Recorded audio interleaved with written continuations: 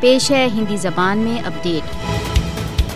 जम्मू स्थित विख्यात पत्रकार अरुंधति भसीन के न्यूयॉर्क टाइम्स के लेख ने भारत द्वारा अवैध रूप से अधिकृत जम्मू कश्मीर में भारत के प्रेस पर प्रतिबंधों का पर्दाफाश कर दिया है।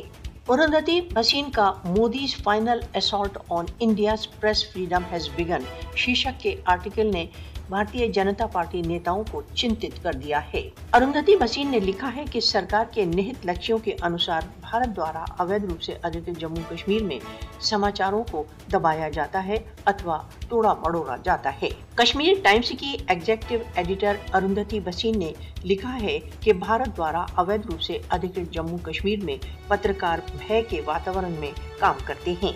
अरुंधति भसीन ने लिखा है कि मोदी की दमनकारी मीडिया नीतियों ने भारत द्वारा अवैध रूप से अधिकृत जम्मू कश्मीर में मीडिया को सरकार के माउथपीस के रूप में कार्य करने पर विवश करने हेतु भयभीत किया हुआ है। भारत द्वारा अवैध रूप से अधिकृत जम्मू कश्मीर में 5 अगस्त 2019 के पश्चात से पत्रकारों के विक्टिमाइजेशन में कई गुना वृद्धि हो गई है। मोदी शासन भारत द्वारा अवैध रूप से अधिकृत जम्मू कश्मीर में मीडिया को मौन करने के लिए बहुत सशक्त चालें चल रहा है। भारत द्वारा अवैध रूप से अधिकृत जम्मू कश्मीर में पत्रकारों को सत्य बोलने के लिए काले कानूनों के अंतर्गत बुक किया जाता है।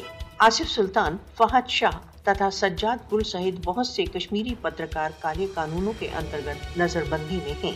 भारत द्वारा अवैध रूप से अधिकृत जम्मू कश्मीर में पाशविकताओं का पर्दाफाश करने के लिए मोदी शासन कश्मीरी पत्रकारों तथा मीडिया संगठनों को बदनाम कर रहा है। भारत द्वारा अवैध रूप से अधिकृत जम्मू कश्मीर में मीडिया पर आक्रमण सार्वभौमिक मीडिया संगठनों के लिए एक वेकअप कॉल है।